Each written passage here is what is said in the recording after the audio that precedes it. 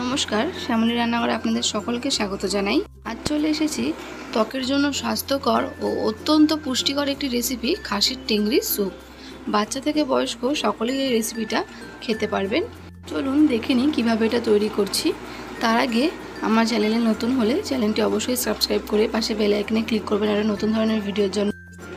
আমি এখানে ক্যাপসিকাম কুচি, রসুন কুচি, আদা, বিনস কুচি, গাজর কুচি আর একটা গোটা কাঁচা লঙ্কা, অর্ধেক পেঁয়াজ কুচি নিয়েছি। আর নিয়েছি 8টা খাসির টেংরি, ছোট ছোট করে কেটে ভালো করে পরিষ্কার করে সব ধুয়ে নিয়েছি। আপনারা চাইলে বাড়িতে থাকা যে সবজি রয়েছে সেই সবজি দিয়েও করতে পারেন। আমার কাছে যে সবজি অ্যাভেলেবেল ছিল আমি সেই সবজি দিয়েই করছি।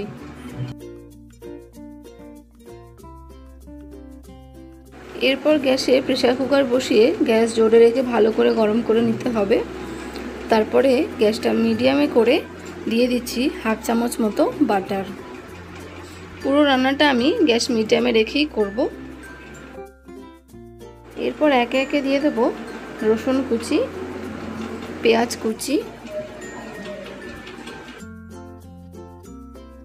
দিয়ে দিচ্ছি খাসির টেংরিগুলো। এগুলো একটু সিদ্ধ হতে সময় লাগে, তাই প্রথমেই দিয়ে দিচ্ছি।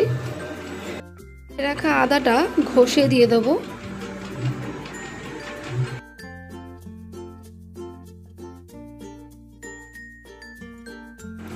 একটু হালকা নেড়ে চেড়ে নিতে হবে। তারপর দিয়ে দিচ্ছি কিছু মশলা। প্রথমে দিলাম 1/2 চামচ হলুদ গুঁড়ো,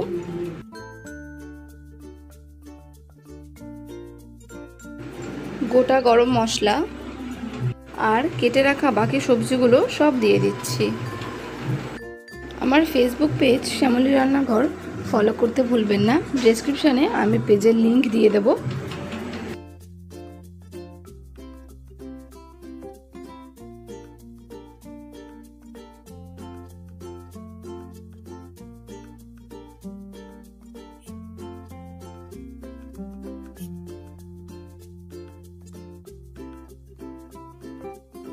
ছেড়ে নিয়ে দিয়ে দিচ্ছি 1 চামচ গোলমরিচ গুঁড়ো, স্বাদ অনুসারে নুন, 1/2 চামচ চিনি।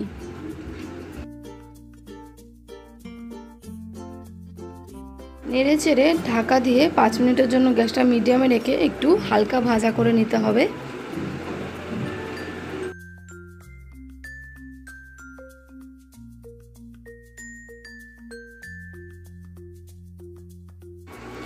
ঢাকনা খুলে আমি 1.5 গ্লাস মতো জল দিচ্ছি। আপনারা পরিমাণ মতন জলটা ব্যবহার করবেন।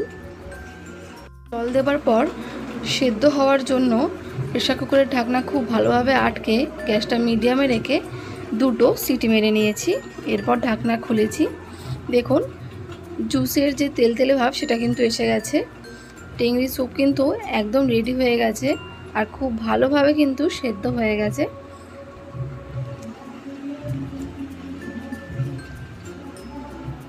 আমি হাতা দিয়ে তুলে দেখাচ্ছি। দেখুন কালারটাও কিন্তু খুব সুন্দর এসেছে। জোরে দিয়ে ভালো করে একটু ফুটিয়ে নামিয়ে নিলেই খাসির টেংরির স্যুপ একদম রেডি। গরম গরম এই স্যুপ খেয়ে দেখুন, মুখে লেগে থাকবে। বাটিতে তুলে গরম গরম সার্ভ করব। ভিডিওটি কেমন লাগলো সকলে জানাবেন আর বাড়িতে অবশ্যই ট্রাই করবেন। বাড়িতে ছোট বাচ্চা কি বয়স্ক মানুষ থাকলে তাদেরকেও এটা দিন। হাড়ের জন্য এই রেসিপিটি খুবই ভালো।